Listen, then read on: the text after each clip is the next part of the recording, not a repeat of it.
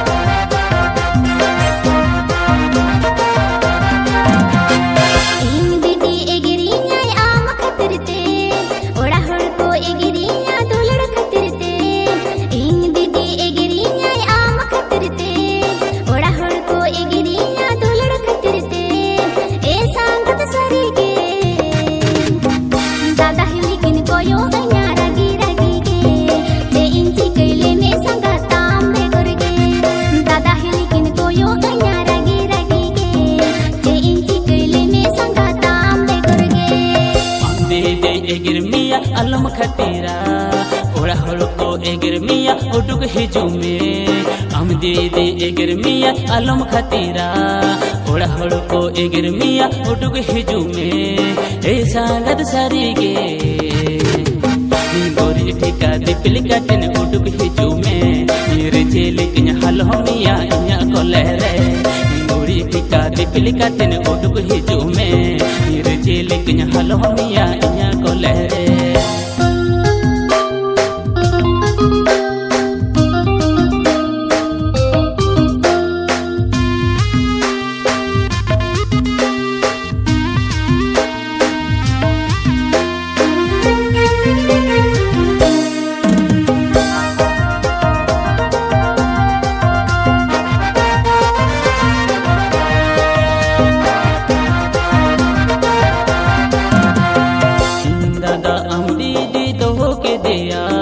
सांगत सगई माँ से जोड़ा सारी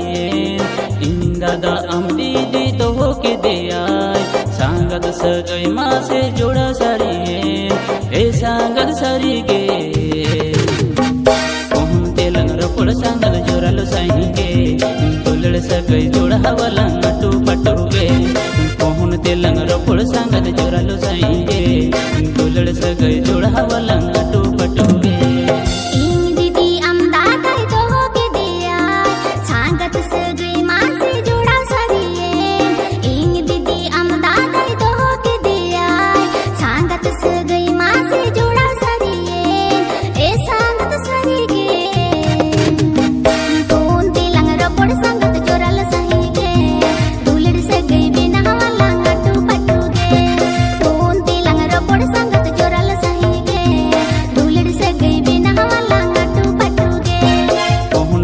रोपड़ सांगत जोरालो साइंगे